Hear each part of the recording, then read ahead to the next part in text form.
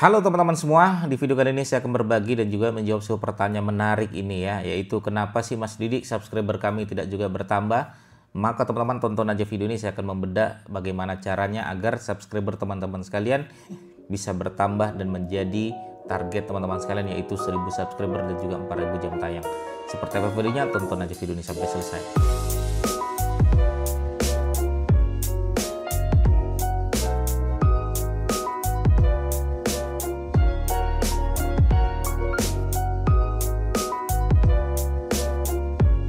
Oke, teman-teman sekalian ya, menarik ini. Saya juga pernah bertanya ini di tahun 2015 gitu ya, kenapa subscriber saya tidak juga bertambah. Saya dulu 2015 pernah bikin konten channel YouTube teman-teman sekalian, dan kemudian vakum ya karena merasa subscriber saya tidak bertambah-tambah. Akhirnya saya memulai lagi di tahun 2020 gitu kan.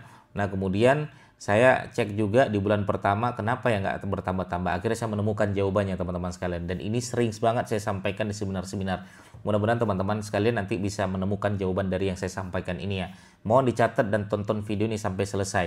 Baik, apa sih penyebabnya Mas Didi kenapa subscriber kita tidak juga bertambah? Yang pertama, selalu saya tegaskan, teman-teman fokus pada satu niche saja dulu. Jangan kemana-mana, jangan gaduh-gaduh. Gitu, gaduh-gaduh itu seperti apa sih Mas Didik? Gaduh-gaduh itu adalah ya teman-teman hari ini bikin konten ngaji, tiba-tiba besok bikin konten memancing, besok tentang politik, besoknya lagi kok tiba-tiba tentang prank dan lain sebagainya. Nah, besoknya lagi tiba-tiba bahas kalkulus, matematika. Nah, ini kemana niche-nya? Fokus aja di satu niche. Orang akan mau subscribe teman-teman sekalian biasanya karena ya tujuan mereka adalah karena mereka pengen datang lagi ke konten teman-teman sekalian. Apalagi itu emang itulah yang dibutuhkan oleh mereka. Ya, kita bahas misalnya matematika, nanti harapan kita adalah penonton kita adalah orang-orang yang suka matematika. Ya, kita bahas lagi besok matematika, dia senang. Baru dia kemudian memberikan alasan kenapa dia mau subscribe. Begitu juga dengan teman-teman sekalian. Kenapa teman-teman mau subscribe saya misalnya? Kenapa teman-teman mau subscribe orang-orang yang lain dan lain sebagainya? Pasti teman-teman ada alasan. Oh, karena saya pengen mengulang konten dia. Saya pengen kembali lagi di video-video dia yang lain. Karena memang konten ini yang saya butuhkan gitu kan. Maka niche-nya harus jelas dulu teman-teman sekalian, harus fokus ya di satu niche, satu tema. Ya, kalau teman-teman merasa bisa bikin konten banyak, tema banyak, ya bikin channel lain aja gitu. Saya juga bikin channel lain, saya bikin channel Didik Mengaji, saya ada sendiri. Saya bikin konten-konten saya bersama keluarga Didik Arwisa Family. Saya bikin lagi tentang umroh, saya ada lagi teman-teman sekalian, Umroh United itu. Nah, ini kaos saya Umroh United gitu kan. Nah, ketika saya membahas tentang konten saya pribadi tentang digital marketing, ya udah di Didik Arwinsa. Nanti saya mau bahas tentang Didik Mengaji, ya sudah di channel itu Didik Mengaji. Saya mau bahas tentang umroh, ya sudah di Umroh United gitu kan. Nah, sehingga kita fokus satu channel, satu niche, satu tema. Ini yang wajib teman-teman pahami dulu ya. Yang kedua adalah thumbnail teman-teman sekalian itu sangat tidak menarik gitu.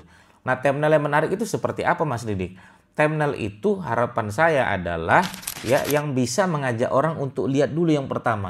Kenapa Mas Didik? Karena thumbnail ini adalah pandangan pertama sebelum mereka melihat judul. Artinya ketika mereka menemukan channel kita, yang pertama kali dilihat itu adalah thumbnail teman-teman sekalian. Pastikan thumbnailnya itu menarik. Ya, pastikan thumbnailnya menarik.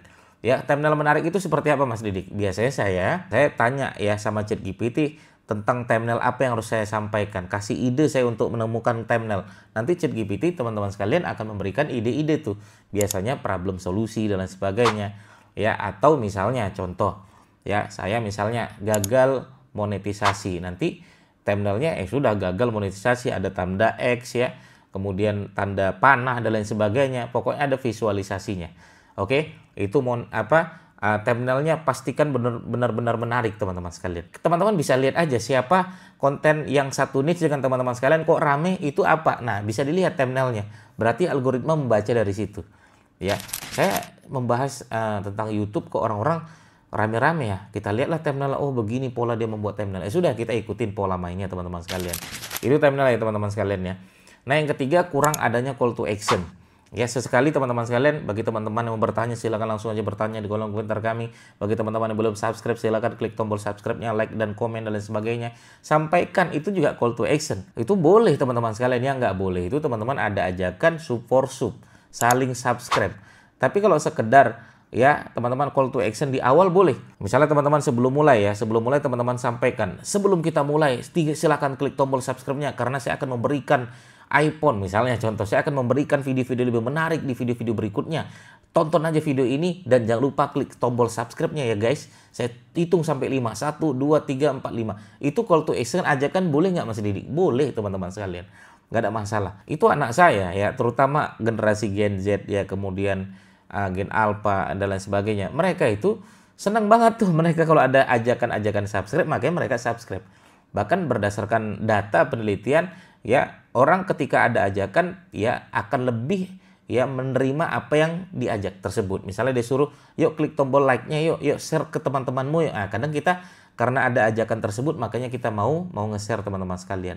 Oke, itu yang ketiga ya teman-teman sekalian ya. Nah, yang keempat video teman-teman sekalian belum direkomendasikan oleh YouTube.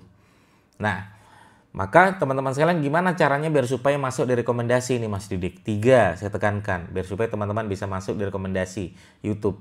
Apa itu ya? Pertama adalah mainkan di konten viral ya, mainkan di konten viral. Tapi pastikan video teman-teman sekalian bagus ya, penyampaiannya bagus, isinya bagus, ada value yang teman-teman sampaikan. Tapi dari semua itu teman-teman nanti bisa lihat di sini. Pastikan kontennya masuk di konten viral. Misalnya teman-teman ya, hari ini apa sih yang sedang viral ya? Nah, kalau emang cocok dari channel YouTube teman-teman sekalian bahas ya, bikin konten tersebut. Nggak ada masalah, boleh. Ya, itu konten viral. Yang kedua adalah konten relate. Ya, teman-teman bahaslah apa sih yang sedang relate saat ini. Ya, kalau nggak relate ya nggak usah dibahas. Yang ketiga adalah konten evergreen. Apa sih yang sedang evergreen? Ya, yang kita cocok dibahas kapanpun dan dimanapun. Kalau guru saya tuh selalu bilang, bahaslah YouTube yang bisa dibahas dari dulu sampai sekarang. Penontonnya suka siapapun, kapanpun dan dimanapun. Mulai dari anak-anak, remaja, dewasa, nenek-nenek, kakek-kakek suka video kita, itu aman lah video kita. Ya, itu aman video kita.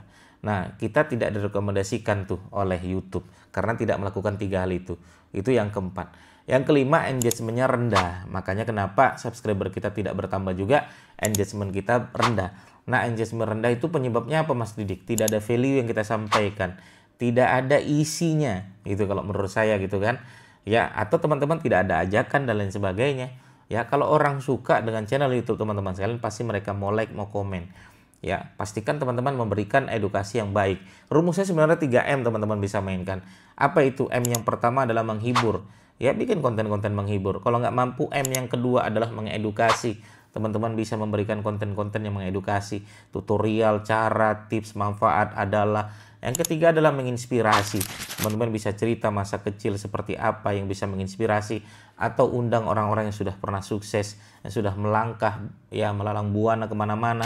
Yang kemudian dia bisa mendapatkan omset ratusan juta, miliaran. Teman-teman boleh cerita dari sana gitu kan. Nah, itu adalah menginspirasi. Oke, saya rasa begitu ya. Ini alasan kenapa subscriber tidak juga bertambah. Coba lakukan itu. Teman-teman akan merasakan nikmatnya luar biasa kalau teman-teman sudah melakukan 3 bulan aja. Melakukan konten rutin setiap hari dan lakukan 5 hal ini. Insya Allah teman-teman sekalian subscribernya akan bertambah. 3 bulan saya rasa dapatlah 1000 subscriber. Dan kalau bisa 4000 jam tayang sekalian. Terima kasih teman-teman sekalian, semoga bermanfaat. Bagi teman-teman yang bertanya, silakan langsung aja bertanya di kolom komentar kami. Sampai ketemu lagi. Assalamualaikum warahmatullahi wabarakatuh. Bye-bye.